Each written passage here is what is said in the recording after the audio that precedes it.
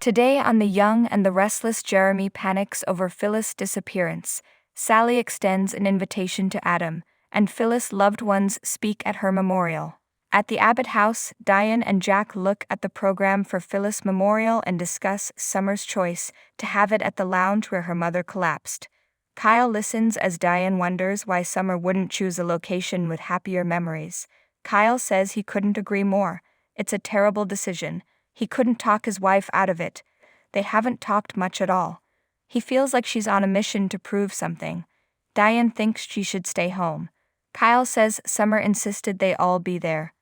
In the Neil Winters Jazz Lounge, Summer walks over to a portrait of her mother on an easel and tells it, "I will make this right. I promise you that." Lily joins Daniel in his suite at the GCHC and asks if he wants to get coffee before the memorial.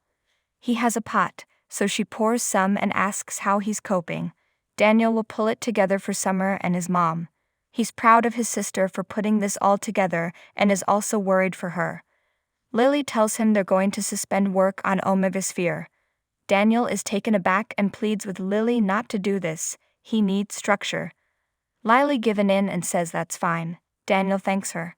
Nick arrives in a suite where Sally asks how he is and then apologizes for asking a stupid question. Nick goes on about Summer planning the whole memorial on her own and admits he's not feeling the location.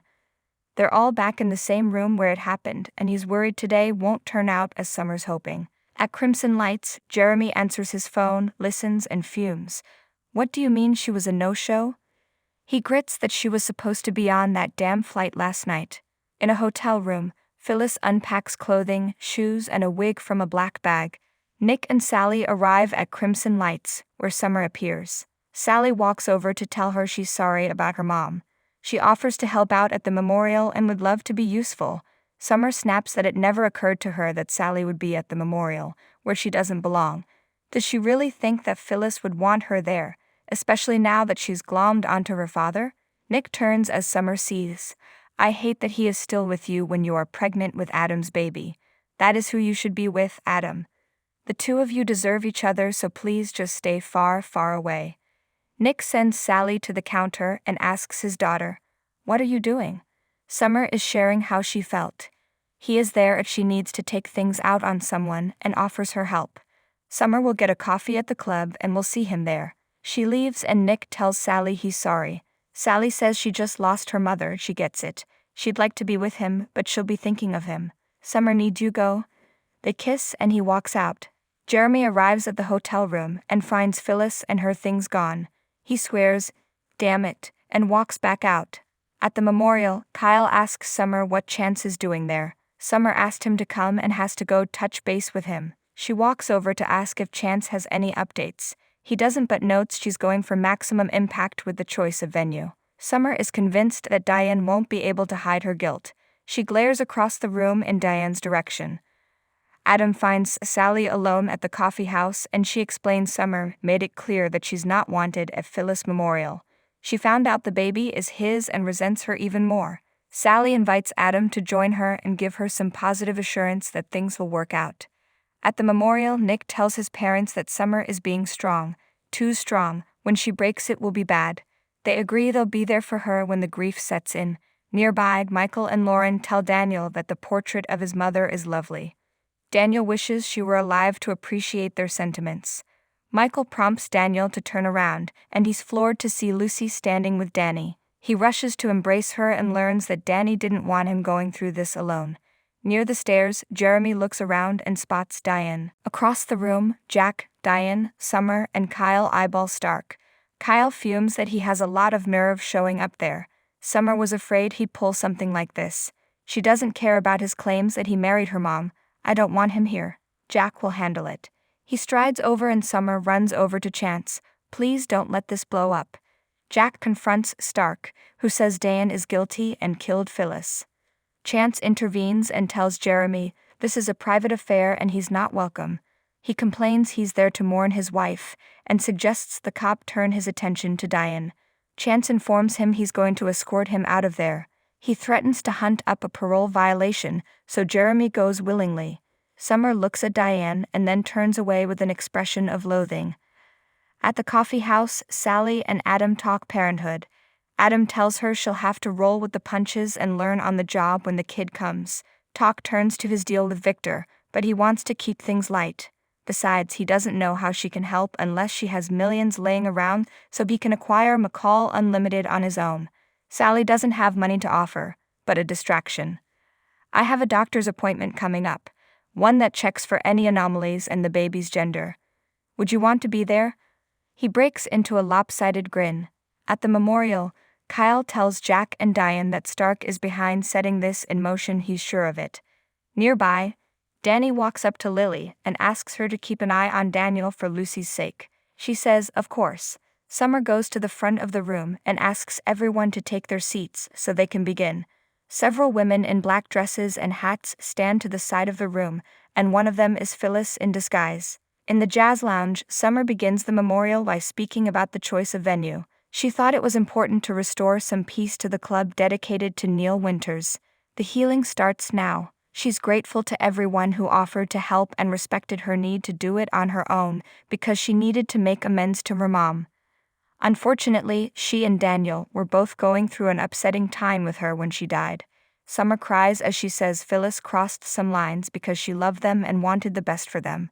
She didn't have a chance to tell her she realized that until suddenly it was too late. She sobs, I am so sorry, Mom. I would do anything to have you back right now. I love you and I believe you. Chance watches Diane and Phyllis' eyes turn red-rimmed. At Crimson Lights, Adam tells Sally he'd love to come to her appointment. Sally warns Nick will be there too. Adam wonders, little girl, little boy, what will it be? Soon they'll have their answer, how great is that? At the memorial, Summer leads a champagne toast to her mother and invites anyone to speak who would like to, starting with Daniel.